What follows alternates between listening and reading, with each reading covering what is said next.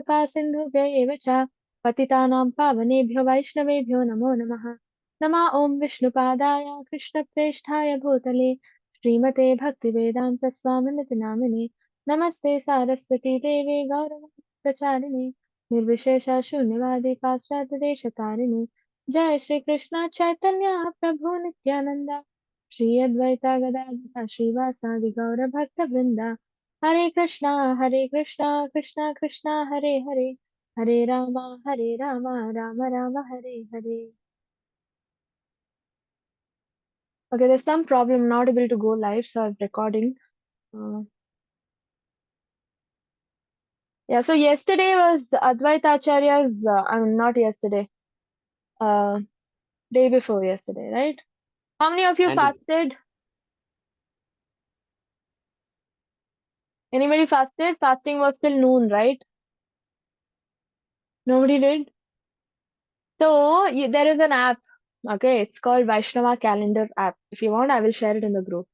Download that, you'll get notifications on all the special days, like all these acharyas' appearance days, disappearance days, right? Also, festivals, right? All the Vaishnava festivals that we have, right?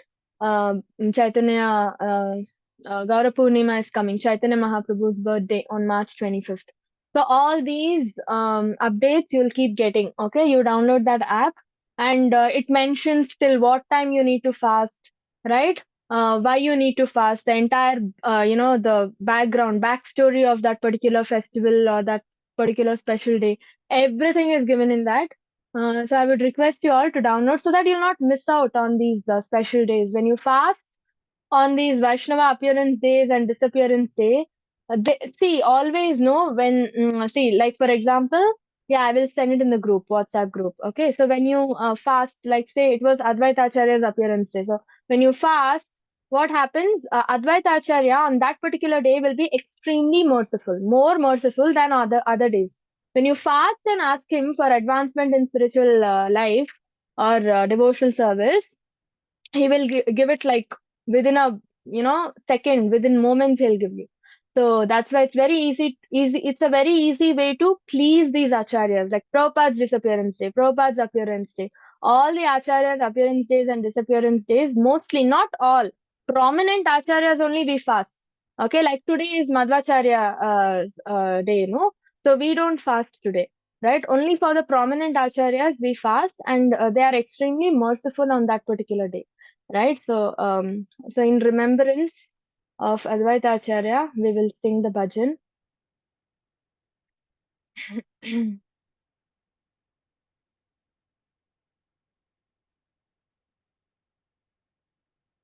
a very nice bhajan glorifying Advaita Acharya by Lochin Das Thakur.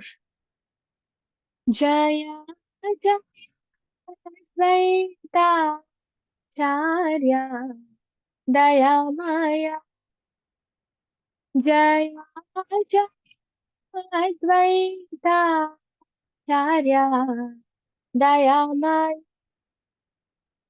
जा रे हूँ कारे गो अवतार हो प्रेमी दाता सीता दाता करुणा सागर जाते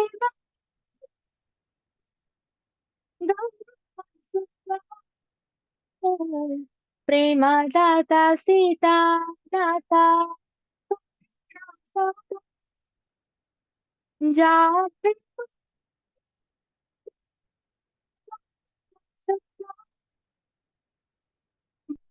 जहाँ का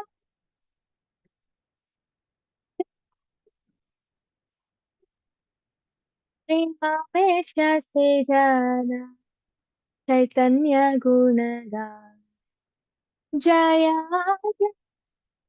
जय Acharya Dayamaya Jare Kare Gaur Avatar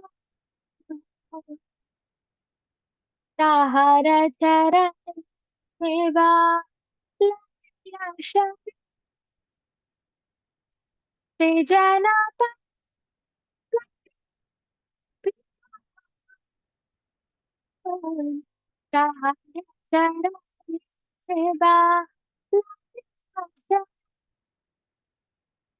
te jana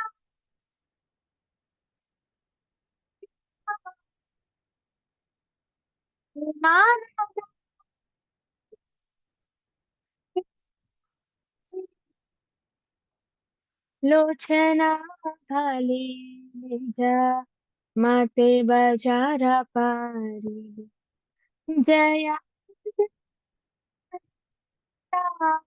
चार्या दया माया जार कारे गौर आवता हरे कृष्णा कृष्णा कृष्णा कृष्णा हरे Ram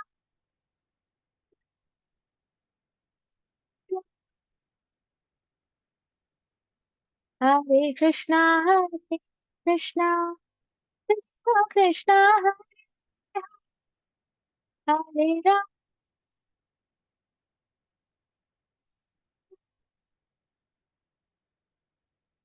Translation. Hail, all hail to the preceptor Advaita, full of mercy, whose pealing roar invoked the avatar of Gaura. So, do you all know how Chaitanya Mahaprabhu appeared? Why he appeared?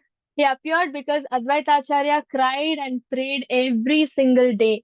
You know, every single day he took little tulsi leaf and little bit of Ganges water. So he dipped the leaf in the water and he offered it to the Lord. You know, and so Ganges water and tulsi leaf are enough, more than enough to satisfy the Lord. He also says no in Bhagavad Gita, patram pushpam palam toyam, yo me bhaktya prayachati, asmakam bhakti upahritam. Right. So that means what you need to apply. You need to just one drop of water and leaves is enough to satisfy the Supreme Lord, right? The Supreme Personality of Godhead. So he used to offer tulsi leaf. Tulsi leaf is very dear to Krishna, right? And Ganga water as well. So he used to offer both of them to the Lord and pray to him every day. He used to not pray, he used to cry, literally cry, you know. That's why it is there. Huhunkare, right? Jar huhunkare Gaura avatar hoy. So because of the cry, you know, because of Advaita Acharya's plea, the Lord appeared, right, on this world. And in the form of Chaitanya Mahaprabhu. Why did Advaita Acharya cry? Because he saw how the world was, you know, going to become. He was seeing people were all godless. You know, they did not have any God consciousness. It was a complete dark society. It was dark in the sense it was godless, right? The society was godless. So Advaita Acharya saw all the younger generation people falling into godlessness, and he got scared. Out of pity, you know, out of pure pity, he wanted the Lord to come and re-establish dharma, right? So that's why he called Krishna, and Krishna came in the form of Chaitanya Mahaprabhu. That's one of the main reasons why Krishna came back to this world. Krishna left the world and went right in Dwapar Yuga. Again, why did he come back? It's because of Advaita Acharya's cry, you know, prayers. Giver of prema, Lord of Sita, ocean of compassion, whose prema rasa brought Gaura Sundara. Okay. And yeah, the app link to the app is shared in the group. You can all download.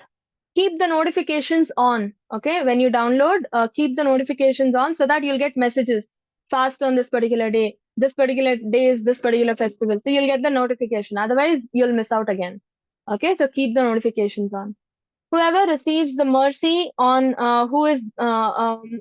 receives his mercy on whom he bestows his kind glance, that that blessed one becomes immersed in prema and sings his divine excellences of Gaura. So Advaita Acharya is not an ordinary person. Anybody knows who is Advaita Acharya? Whose incarnation is he? Vishnu and Lord Shiva. Yeah, Hari Bol. Hari Bol. Good, Amita Matiji. So, Vishnu, Lord Vishnu and Sadashiva, combined form of Vishnu and Shiva is Advaita Acharya. right? So there is Lord also, there is devotee also, right? Shiva is the best of the Vaishnavas, Vaishnavanam Yata Shambho. So represents the devotee tattva, and Vishnu represents the Vishnu tattva, the Lord. So he's a combined form of the devotee and the Lord. So that's why he's extremely merciful. He's more merciful. That's why even before people prayed to him, he looked at the dark society and he started praying to Krishna for his appearance. Right? He's extremely merciful, and whoever receives his mercy, on he who bestows his kind glance, just with a kind glance, he is able to give Krishna prem, giver of prema, it is said, right? Giver of prema, lord of Sita. Why? Because he is Vishnu. Ram is the wife of Sita, right? And also, even when he comes as Advaita Acharya, his wife's name is Sita Thakurani. Okay. And whoever sought refuge at his feet, that same acquired the greatest wealth of Gaura Prema. Lochana says, why did I not adore such a repository of bounding grace? By that I have brought a thunderbolt upon my own head. So this is called, feelingly writing prayers. Praying, no, anybody can pray. It's very easy, no, going in front of the Lord and praying. But for the Lord to accept your prayers, your feelings have to come out. Like how he writes over here, right? Why couldn't I get that grace? Right? If I was also present in that age, I also would have got the bounding grace of the Lord, Advaita Acharya. Right? Without being present in that particular age, I have brought a thunderbolt upon my own head. This is the way we need to pray, then Krishna will bless. Right? Then Krishna will bless. So we need to cry in front of the Lord. We need to tell him what we really feel, right? We need to reveal our heart, open our heart, and cry our heart out in front of the Lord, right? That's when, that is called emotional connect, right? Some kind of connect has to happen between us and the Lord. We need to establish a relationship between the Lord, right? So it's so we need to feelingly say things. It's also called prarthana, right? Prarthana. So there are different types of prarthana and all that. Yeah, with that note, we'll begin. So last class, which avatar did we study about? Who knows? Varaha avatar. Varaha avatar, Haribol, yes. Right. What did we learn from Varaha avatar? What kind of, two activities did he perform? Why did he come as Varaha avatar? One is to save the earth. Next. The other is to kill a demon. Which demon? Hiranyaksha Mataji. Hiranyaksha, Haribol, yes. And what else? What are the two colors in which he appears? Red and white Mataji. Red and white, right? And initially, what was the color he appeared in? White. White. Yeah, and then he turned into red. Why did he turn into red? Because of Hiranyaksha. Hiranyaksha's blood splashed on his body, and then he turned into red. So Shweta Varaha and Rakta Varaha, these are the two incarnations, right? And how did Varahadev first appear? Anybody knows? From nostril of Huh? Nostril. Yeah, Brahma's nostril, right? So he was very small and cute, and then he grew up gigantically. Yeah, very nice. So let's begin. The next avatar is Narasimha avatar. Okay. So which are the main characters that come in Narasimha avatar? Anybody knows? Hiranyakashipu, Prahlad Maharaj, and Lord Narasimha. One more? Two more?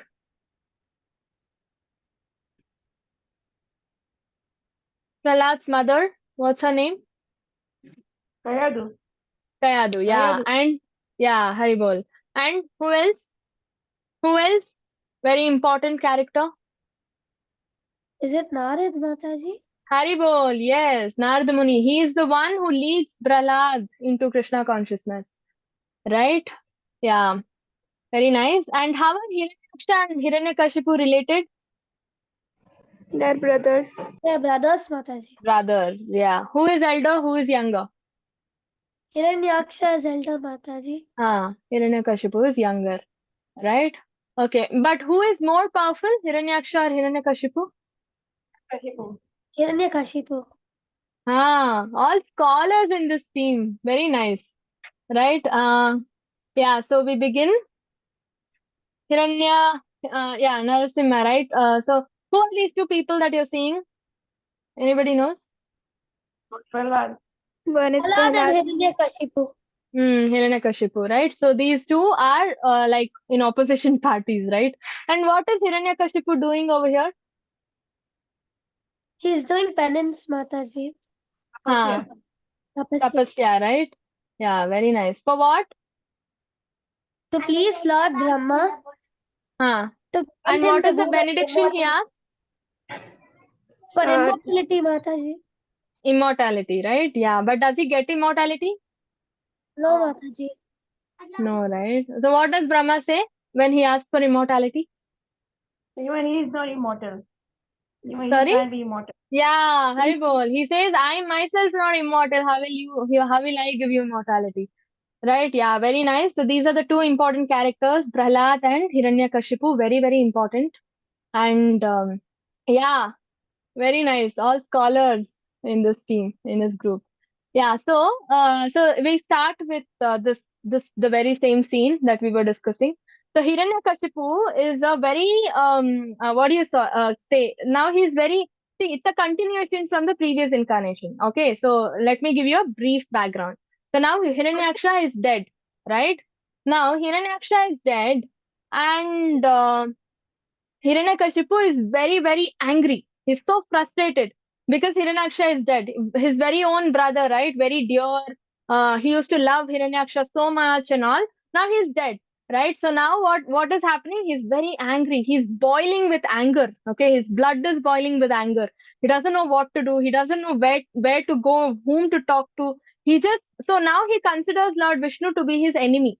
Okay, because Lord Vishnu only killed Hiranyaksha, he considers Vishnu to be his enemy. Okay, so he wants to fight against Vishnu. He wants to kill his enemy. So to kill his enemy, he researches and understands that Vishnu is a very, very powerful person. Okay, he understands. And now he also knows Vishnu is so powerful that he doesn't even die, he is immortal. So now to fight against him, what does he need? He also needs immortality, right? He needs to become equally powerful, right? To go and fight with his enemy. So now, so he wants to become immortal, and he wants to go and conquer the Vishnu, okay, Vishnu, Vaikuntha, and everything. His followers, Vishnu's Vaishnavas, all devotees, and everything, right? So for that, he wants a lot of power, right? So he was so ambitious, he went and started undertaking a severe austerity. It's not easy, okay? For years together, you can see over here, right? Lifting both the hands high up, he straight, okay, that too straight, standing straight on the ground. He started doing tapasya, meditation. Okay, you can see he's become a skeleton, right? He's doing so much of austerity that for years together he's done it, right? So that's why he's become almost skeleton. You can see in the picture, right? For in the rain, in the sun, hunger, nothing matters to him, right? Cold weather, nothing matters to him. He's literally focused on the tapasya, on pleasing Lord Brahma. So he chants the holy name of Lord Brahma, and he starts, doing the tapasya. Okay, so, and when Brahma appears, he asks for immortality. But as you all said, Brahma says, "I am myself not immortal. How will I give you immortality?" So then he says, "There's a plan B also ready." Okay. Then he says something. He asks for a benediction which is equal to immortality. Okay, that is, I shouldn't be conquered by anyone. Like no animal species should conquer him. No human species should conquer him. No living entity in the material world can conquer him. That is the kind of benediction he asks. Okay, and not just that, he also says he should not be attacked by old age. He should never become old. No disease should touch him. Okay, and no enemy can defeat him. No, and not be harassed by any opponent. Okay, and then he also says. He needs to become the ruler of the entire material universe. Can you imagine? He conquers demigod planets and all that, right? And then he also says, just because Brahma said you cannot be immortal, he says, I want to die in such a way that I shouldn't be dying in any of the 365 days of the year, right? No day in the 365 days of the year I should die. Okay, that is what he says. And then he also says I shouldn't be dying outside my house or inside the house or any facility for that matter. Okay, neither outside nor inside, right? So he jumbles up this way. I mean, he tricks and he tries to take immortality indirectly. Okay, he doesn't know Vishnu is greater, more extra powerful than him, and he will find out different ways to kill him. He doesn't know that, right? And then with this right now he goes, okay, he goes to Mandara hill and takes up this tapasya, and then finally he's pleased, okay, by I mean Brahma is pleased, okay. So voice of the Lord vibrated as follows: O best of the learned persons, do not fear, I wish all good fortune to you. Become my devotee by hearing and chanting about me and offering me prayers, for these are certainly meant to award benedictions to all the living entities. I know all about the activities of Hiranyakashipu and shall surely stop them very soon. Please wait patiently until that time. So, why is this so now I just explained, right? He gets this boon benediction from Brahma comes and gives him the boon. Now that he's become extra powerful, he starts conquering the entire earth, not earth, the entire material universe, including Brahmaloka, right? Brahmaloka still he doesn't touch because Brahma's devotee, right? Hiranyakashipu is, so he doesn't touch Brahmaloka, but all the other lokas he starts conquering. Wherever there is yajna going on, wherever there is worship going on, worship of the Lord, he goes and destroys it. He harms the Vaishnavas. He kills the Vaishnavas. Sages, great sages, them also he goes and conquers. Right? Nowhere there is a temple of Lord Vishnu. Everywhere he starts constructing Hiranyakashipu temples. Okay, if anybody chants Om Namo Bhagavate Vasudevaya or any shloka on Vishnu, Om Namo Narayanaya, he stops them and says, chant Om Namo Hiranyakashipaya. Okay, something like that. So he wants to become God, right? So even in the schools and those days gurukuls and all, he stops the scriptural teachings. Okay, and he introduces all sadistic way of teaching, divide and rule, how to hit people, how to kill people, how to conquer wealth. This is the kind of syllabus he sets, right? And everywhere he makes sure he wants everybody to glorify Hiranyakashipu, not the Lord, right? So this way, all the devotees will find it very difficult to pray. Pray to the Lord. Very difficult to even offer a small puja to the Lord, right? And not only that, he becomes extra powerful, goes and fights with Indra in the heavenly planets, conquers all the demigods, and becomes the king of heaven, Svargoloka. Can you imagine? So now Indra is out of his position. Hiranyakashipu goes and takes the position. This way, he conquers all the planets in the material world. He becomes the king of the entire material world, right? This has to be stopped. This cannot continue. How can anybody live without worshipping the Lord, right? What happens? All the demigods will, all the sages, great sages, devotees, demigods, everybody will get together and they'll be like, something needs to be done. So they go to Lord Brahma and talk about the problems. Okay, Brahma will later on take it to Vishnu, Kshirodakshaya Vishnu, right? And then so the Lord starts speaking. He says, "Do not worry, I will come down, okay, and I will solve the problem. But you all need to keep hearing and chanting, Shravanam and Kirtanam. These are very very important processes, right? What is Shravanam and Kirtanam? Anybody?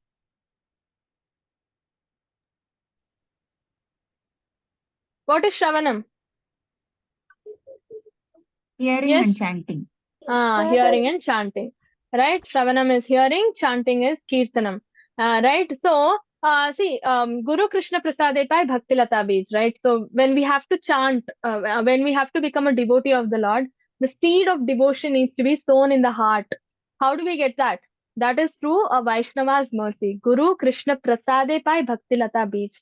So, through the mercy of a Vaishnava and Krishna, we get that seed of devotion sown in our hearts, right? And how do you grow that seed? What are the two processes very very important to grow that seed?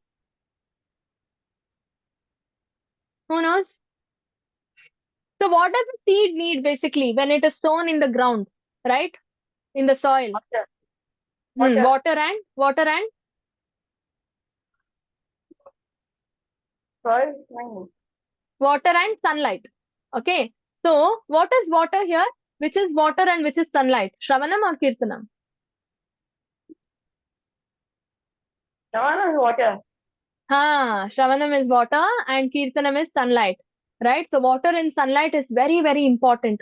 Only then the seed will germinate. Otherwise, the seed will die. If your devotion has to grow, germinate, if the seed of devotion has to germinate, grow high up, pierce through the material covering and reach Goloka. And if you want the fruit of Krishna Prem in your hand, you have to nurture the seed, right? You have to become a great gardener here, nurture the seed of devotion. Now, we all have the seed of devotion sown in our heart. All of us have the seed sown in our heart. When was it sown? 18 days Bhagavad Gita course, right? Level 1. That is the time the seed of devotion is sown in our heart. Now, it's up to us. How are you going to nurture it? How are you going to grow it, right? So some people do not take this seriously and they will kill the seed, right? They will kill the seed. Again, I don't know how many janmas they need, right? To get the same seed of devotion again to be sown in their heart. Now we all have the seed in us, right? It's our responsibility to nurture it properly. And the most two important requirements are Shravanam and Kirtanam, right? We have to constantly hear about the Lord. That is watering. Okay, then sunlight is also important. That is chanting, Kirtanam. So, which is that one activity that gives us both of these together? Anybody? Both Shravanam and Kirtanam is involved in that. Which activity is that? Chanting the Mahamantra, Mataji. Haribol, yes. Every day, if you chant Hare Krishna Mahamantra, okay, even if it is one round, doesn't matter. If you can't reach 16, it's okay. At least one round, 2 rounds, 4 rounds. If you chant, no, every day, you're doing both Shravanam and Kirtanam simultaneously. That's why chanting is very powerful.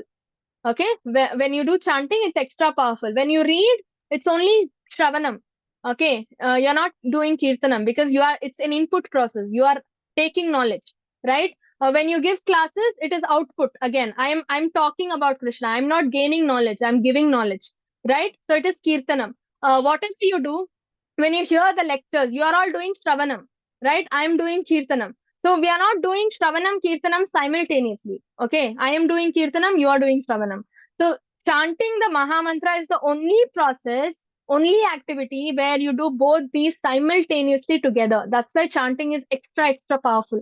It's also called mantra meditation, right? Mantra meditation. Why is it extra powerful? Why do you do it simultaneously? Is because when you chant the holy name, you're chanting using your mouth, right? That is Kirtanam. But at the same time, whatever you're chanting, you are listening. Attentive chanting means listening to whatever you're chanting, right? So that is why you're doing Shravanam, Kirtanam together. You're taking knowledge, you're giving knowledge as well, right? You're chanting the Maha Mantra as well as you're also hearing the Maha Mantra, right? That's why you're doing both of them simultaneously. Extra powerful, extra effective, right? And that is the reason you need to chant attentively. Okay, it's difficult, very easy to say, it's very difficult to practice. Yes, but we always have to attempt. Okay, if you don't try, if you don't attempt and say it is very difficult, then nobody can help you. If you keep trying, looking at your sincere attempts, Krishna will help you. Okay, never give up. Determination. Yatantashta Vrata, Krishna says. You need to progress in your devotional service with complete determination, right? When you're chanting, keep your phone away, close the door, right? Keep the place peaceful, right? That's why Brahma Muhurtam is the recommended time, right? At least if not from 4:30 or 5 o'clock, at least between 6 and 6:30, finish your chanting. Okay? If you're chanting 4 rounds, 5 rounds, 6 rounds, 8 rounds, you can finish it up. Okay? Otherwise, if you're doing 16 rounds, 6 o'clock to 8 o'clock, you can finish it, right? Because morning disturbance will be lesser, right? And the mode of goodness will be higher, right? So your focus will not be distorted. You'll be able to focus properly. Otherwise, in the night, if you chant, what happens? Entire day, whatever you did, all that will come in your mind. You'll not be able to chant. Okay, you'll be like, oh, in office this happened. You're chanting, just that your mouth is saying the mantra, you're not listening to it. Your mind is focused on, oh, this happened in office, this has happened in school, right? All these kinds of thoughts will come. Even in the middle of the day, if you chant, you'll be like, oh, I have so many things to do. So you'll start thinking about all that. So that's why the best time to chant and so properly, right, is in the morning, Brahma Muhurtam, where chanting and hearing is done simultaneously. Okay. And that's why most senior Vaishnavas, they don't say chanting the holy name. They say hearing my chanting. They have renamed the process. They say, I need to hear my chanting today. They don't say I need to chant my rounds. They need to say I need to hear my chanting. That's how much important is listening to your mantra, the every mantra that you chant. So attentive chanting is very, very important. Only that will help, right? That will help the seed of devotion which is in our heart to germinate, grow tall into a tree and bear the fruit of Krishna prem. That is when you see Krishna face to face, right? So now Krishna is saying, Kshirodaksha Vishnu is saying, I know everything about Hiranyakashipu's activities. I will come soon and stop all of this, right? And then Lord continues. He says, Hiranyakashipu, when Hiranyakashipu teases the great devotee Prahlad, his own son, who is peaceful and sober and who is no enemy, I shall kill Hiranyakashipu immediately, despite the benedictions of Brahma. Can you imagine? See, Vishnu is already giving the predictions here. What is the prediction? When is he going to kill him? When his very own son Prahlad, is going to be offended by Hiranyakashipu, right? When Hiranyakashipu teases him, that's when I come and kill. Vishnu says, right? Despite Brahma's benedictions. So all Brahma's benedictions will be nullified. So we need to understand Vishnu is superior to Brahma. A lot of people say, no, Trimurti concept. They say Brahma, Vishnu, Shiva are on the same platform. If that was the case, Vishnu would not have any power to nullify Brahma's benedictions, right? So it's just that people are not aware of the real knowledge which is given in the scriptures. They're understanding it the wrong way, and they're sharing the same wrong knowledge with people, right? So, and even higher to Vishnu is Krishna. Okay, that we will see going forward. Okay, so that's why Hiranyakashipu, so that's why he says, I will nullify Brahma's benediction. So Vishnu has a way. Okay, Vishnu is the maintainer of the universe, right? And he's also the maintainer of Lord Brahma and Lord Shiva, right? He is the master of Lord Brahma and Shiva. So he knows very well what has to be done when, right? Now, what happens? Hiranyakashipu, once in a while, Hiranyakashipu has a habit of going and doing austerities, right, for extra power. So that day also, he decides after all these activities, Hiranyakashipu decides, okay, I want little more power. So he says, okay, I will go and do one more tapasya. So he goes into the Mandara hill or some forest or something like that, and he takes up the tapasya. Okay, so that time he will start doing tapasya. He's standing under one tree. Under the next tree, okay, Narada Muni is standing. Okay, Narada Muni is standing and he also starts doing tapasya. Okay, so Hiranyakashipu is chanting Brahma's name loudly. That's how we do meditation, right? And here, on the other hand, Narada Muni is chanting Narayana. Okay, that is what he chants, right? So he keeps chanting Narayana, Narayana, Narayana, Narayana so loudly that Hiranyakashipu is not even able to hear his own voice, right? The Brahma's name that he's chanting, he's not even able to hear. The complete attention is getting diverted towards Narada Muni. So Hiranyakashipu gets very angry. He opens his eyes and he looks at Narada with anger. Okay, Narada acts very intelligently here. Okay, he starts buttering Hiranyakashipu. He sugarcoats all the words and very nicely he butters Hiranyakashipu, and then he says, Hiranyakashipu, you're so great, you're so intelligent. How can my broken words disturb you? I think it's just that you don't want to take up tapasya today. Maybe your focus is on something else. Why don't you go home, refresh yourself, and then come back tomorrow for the tapasya? Something like that. He butters him and then sends him back. Okay, so Hiranyakashipu falls for the nice polite words, and because Narada Muni is glorifying Hiranyakashipu, right? He falls for glorification, and then he returns. He goes home. But the point here is so loudly that Narada Muni has chanted Narayana, Narayana, Narayana all throughout, his journey back home. That Narayana keeps resonating in his mind. Okay, so loudly that it just, he just can't come out of the thoughts of Narada Muni's Narayana. Okay, he reaches home and he meets his wife. Okay, Kayadu. She looks very beautiful that day. Okay, he's very happy, right? Because Narada Muni has glorified him so much. Hiranyakashipu has become very happy. When you are happy, everything around you looks very nice, right? So, in the same way, even Kayadu will be looking very pretty, at least to Hiranyakashipu's eyes. Okay, so what happens? They attempt for the child. Okay, they attempt for the child, and one thing we need to understand here. Still, that same Narayana is resonating in his mind. Okay, Hiranyakashipu is filled with Narada Muni's Narayana chant. Okay, now, uh, um, when they attempt for the child, Kayadu conceives. Okay, and who is born? Devotee is born. Prahlad is very very great exalted devotee. Right now, there is a important concept here. Okay, only when both parents are devotees, a devotee child is born to the parents. Okay, even if one of the parent is not a devotee, because of the strong influence of the other person, that child might not become a devotee. But here, Hiranyakashipu is not a devotee; he is a demon. Only Kayadu is a devotee of the Lord, right? Then how did Prahlad, take birth? Anybody knows? Prahlad is a devotee. How did Prahlad take birth?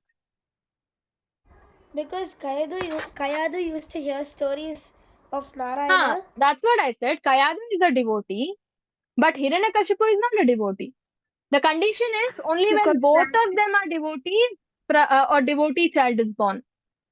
Why? Mataji, when Hmm. she was pregnant with Prahlad Maharaj, she Hmm. used to hear stories of the Lord. So No, even that comes later on. Just by conception itself, both of them should be devotees. because on that day Hiranyakshipu was Huh. all like he was thinking about Narayana. Yeah, Haribol, this was the answer I was expecting. So deeply it was resonating, no? Narayana, as if some big loudspeaker was there, in the house. So because of that, he was also chanting in his mind, no, Narayana. He's all the time thinking about the Lord. So for that moment, he started getting immersed in Narayana, right? In that moment. And Kayadu, anyway, she's naturally a devotee of the Lord, right? So that's why she conceived a devotee child. Okay, so this is very important. See, after conception, during pregnancy, if you read scriptures, if you listen to stories of the Lord, pastimes of the Lord, all that helps improve the devotional, level of the child. But you cannot make a child into a complete devotee during these 9 months. During the conception itself, the child has to be a devotee. Okay. Otherwise, I mean, both the parents need to be devotee, or otherwise, some strategy like this should be used. Right. That's why in ISKCON we follow Garbhadan Samskar. Right. So we need to chant both parents, no, both husband and wife need to chant 60 rounds of Hare Krishna Mahamantra. 60 rounds, not 16 rounds. 60 rounds, okay? You need to chant 16 rounds. The entire day it takes. Okay? You need to chant. Then you attempt for the kid. Then you will get devotee kid, right? So that's what in ISKCON everybody follows. Garbhadan Samskar, it's very important. So same thing. Hiranyakashipu strategy is what we are using here. None of us are devotees. We only claim to be devotees. We all know that very well, right? Even I'm not a devotee, even you're not a devotee, none of us are devotees. But we are all attempting to become devotees, right? That's why we are doing Shravanam here, listening to Vishnu pastimes, right? Now, because we are not devotees, but we need devotee children, right? That's why we use this Garbhadan Samskar strategy again, chanting Hare Krishna Mahamantra. So even after you stop chanting, that Hare Krishna Mahamantra will be resonating in your mind. Okay, then when you attempt for the child, devotee will be born. Okay, so that is the belief we have, and that works also. Okay, and so same thing happens there. Okay, now she becomes pregnant. So now when she is pregnant, guess what? Anybody knows what's happening here? What's happening?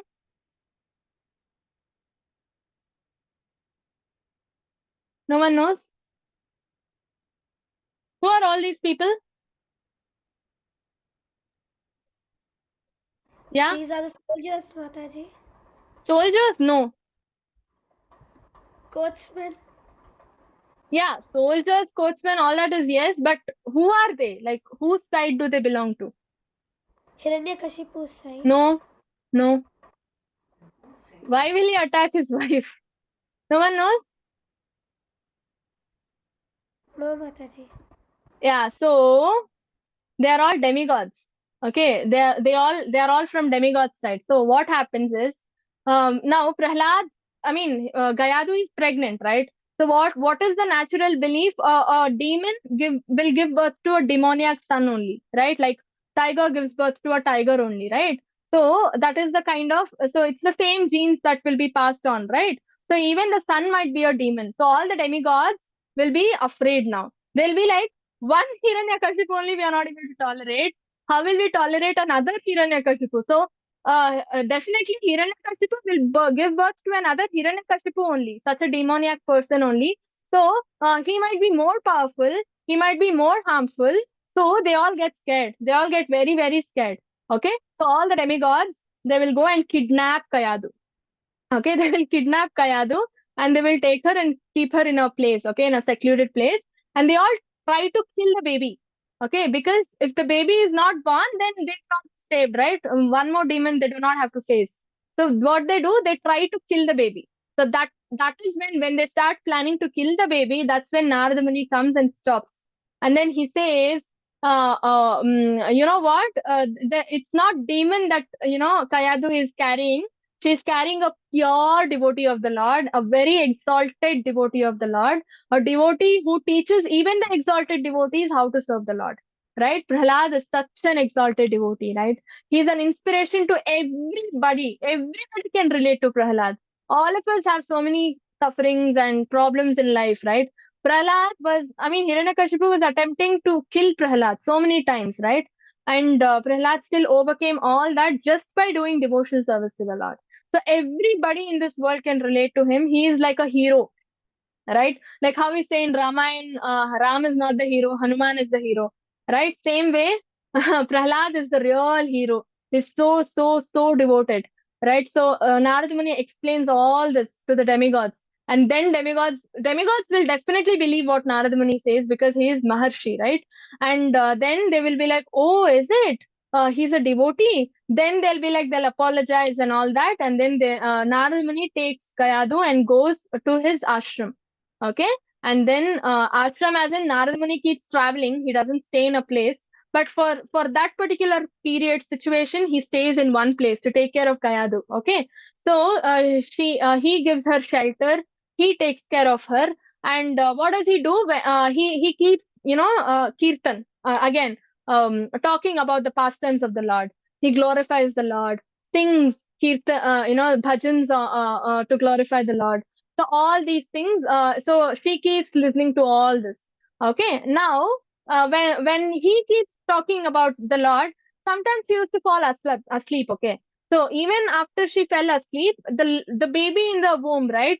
The baby used to listen, right? That is one thing which we all overlook, right? Today, it's very important. Babies, when they are in the womb, they are extra cognizant what is happening in the outside world, right? So that's why even now modern medical science also advises mothers to read good books, listen to pleasing music and all that, no? And think good. Do not get into arguments or fights with anybody. You need to maintain, very nice cognitive, conducive environment and all they say, right? Because the baby is extra cognizant and listens, grasps everything the mother is undergoing. Right now, the mother is sleeping, but mother's subconscious mind is awake, right? And so the baby is absorbing all that Narada Muni is saying about the Lord, right? So he instructs Krishna consciousness to Kayadu. Unfortunately, Kayadu does not draw much of the knowledge, but Prahlad does. Okay, the baby does. The baby never sleeps. Okay, so he keeps listening to Narada Muni. Okay, during that time, what happens? I already told you, right? Hiranyakashipu goes back home. Um, for hearing to Narada's Narayana Narayana chanting, he goes back home. He decides to come on some other day to take up tapasya, right? So he decides to go for tapasya when she is pregnant there, right? So he is doing tapasya. So it's like two halves you need to imagine. One half, Kayadu is being, given shelter by Narada Muni, and she is taken care there. The other half is like Hiranyakashipu is gone and he is doing tapasya. Right? Now Hiranyakashipu returns only after Prahlad is born. Okay. So yeah, he again asks Brahma for benedictions. Brahma comes and gives him benedictions and all that. The same story repeats. And then Prahlad is born. Okay, she gives birth to Prahlad again in Narada Muni's, the hermitage. Okay, and then he finishes his tapasya and comes, and then he gets to know she is there and all that. He goes, sees the baby, and then anyway, Narada Muni glorifies Hiranyakashipu, right? Just to butter him.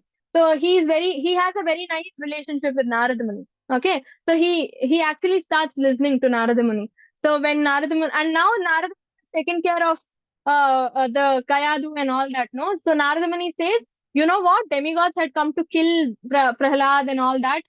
He adds extra masala and all that and says, why? Because Narada Muni wants to become like very good for Hiranyakashipu, so that Hiranyakashipu will start listening and following whatever Narada Muni says, right? So there's a strategy again, and then so they all go take the baby to the palace and they go. Okay, now now Prahlad is very very pampered. Okay, until his 5 years he keeps growing there, no? So he's very pampered. Both of them pamper him. Okay, both father and mother.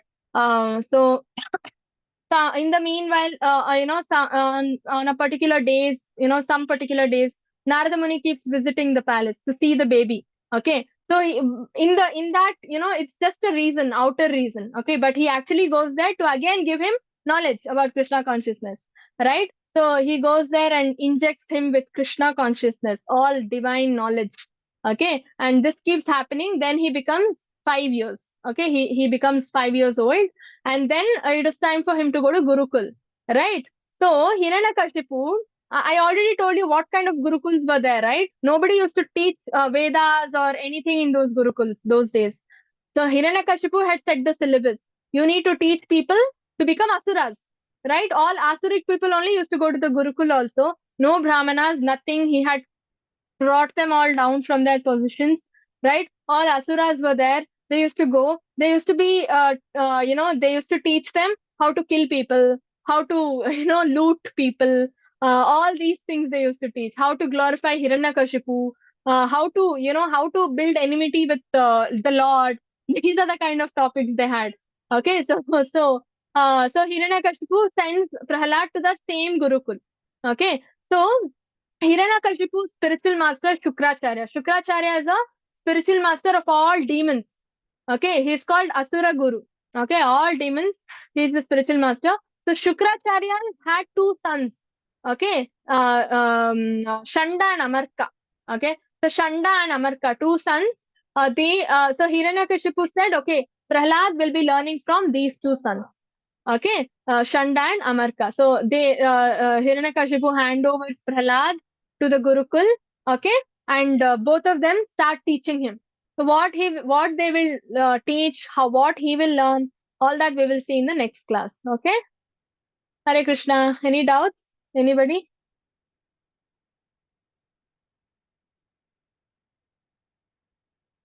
No questions? Mataji, how come Brahma is mortal? Isn't he also a demigod or a god? Sorry, Brahma? Like, how come he is mortal, Mataji? Brahma is, see, all demigods are mortal. All of them die. Okay, so it's just that their age, their age span is very long compared to us. We live only for 100 years.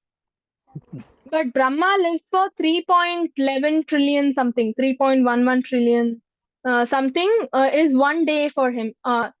Those many years over here on Earth, I think is just 1 day or one lifespan for him. So he lives very long. That's why we all think, okay, he will not die. But they also die, just that they live very, very long and they don't age. In demigods, heavenly planets, Indra, all of these people, there are apsaras and all. They don't age, no old age for them. still they will and no disease also. Okay, they have amrit and all, no nectar, so no disease, but birth and death is there.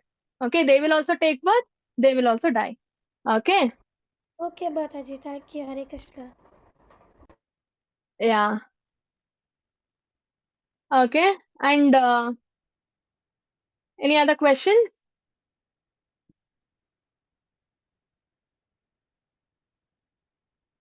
Navya Mataji, you said you study in 7th standard, right? Yes, Mataji. Do you want to co-host? Like how Giridhar Prabhu is serving here, no? Like that, you want to co-host any batch?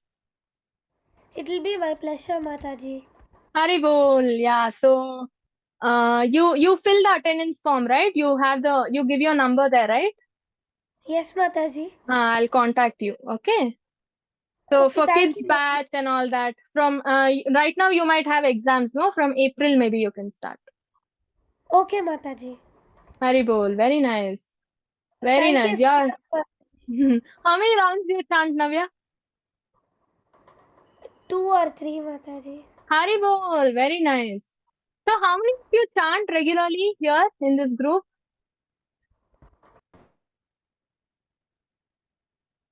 How many of you chant? I chant whenever I get time, Mataji. Every day you can chant one round, no? Sometimes I do that, Mataji. So try to chant every day regularly. Okay. Anybody who Sure. chants regularly here? Amita Mataji? Every day one round. One round every day? Yeah. Very nice. So try to chant one round at least every day. Okay, all of you. Anuradha Mataji, how many rounds do you chant? Yeah, every day one round. Every day one round. Very nice. Yeah. Anybody else? Huh? Huh? You chant 16 rounds. You chant 16 rounds every day. Morning you chant 16 rounds. Hari bol. Very nice. Very nice. Yeah, so very nice. So all of you, if you're not started chanting, chant at least one round, but make it a habit regularly. That is important. Okay, not once in a while. Regularly, at least one round. Okay, maybe when you wake up early in the morning, one round takes like 7 minutes max, right? Or when you go to bed, say you're not getting sleep, you can chant one round, finish it off there. Or when you're traveling to office or work to school or something like that, you can chant one round, right, on your travel. That way you don't have to waste time, right? So chanting is helping. It's like we have, say, for example, you have a cage and you have a parrot at home in the cage, right? There's no point wiping the cage every day, cleaning the cage every day, polishing the cage every day. And if you don't feed the parrot will die. After the parrot dies, what is the point in having the cage? You'll throw the cage, right? So right now we are doing that. We are feeding the body, right? This is not going to help. We need to feed the soul, right?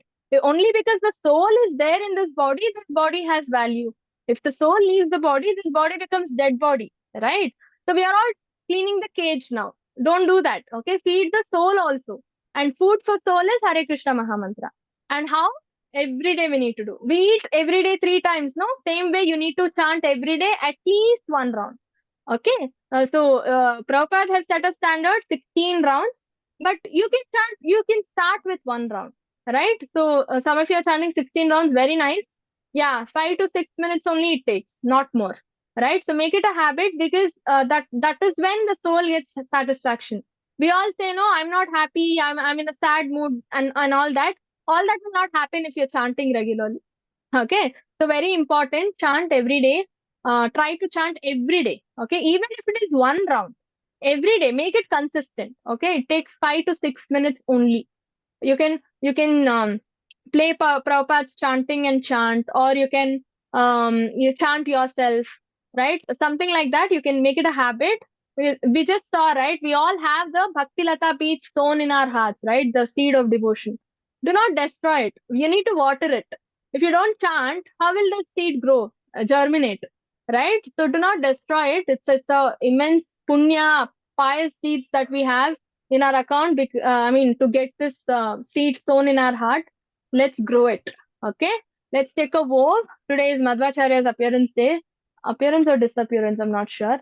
So let's take a vow today and start. Okay, Hare Krishna. Yeah, attend Mangalarti also. Yeah, Vanchakalpatarubhyascha कृपा सिंधुभ्य एव च पतितानां पावनेभ्यो वैष्णवेभ्यो नमो नमः. Anantakoti Vaishnav ki jai, Srila Prabhupada ki jai. Thank you all for joining. Next class, Narasimha Avatar continues. Please join. Hare Krishna. Hare Hare Krishna Krishna, Madam. Mataji. Hare Krishna.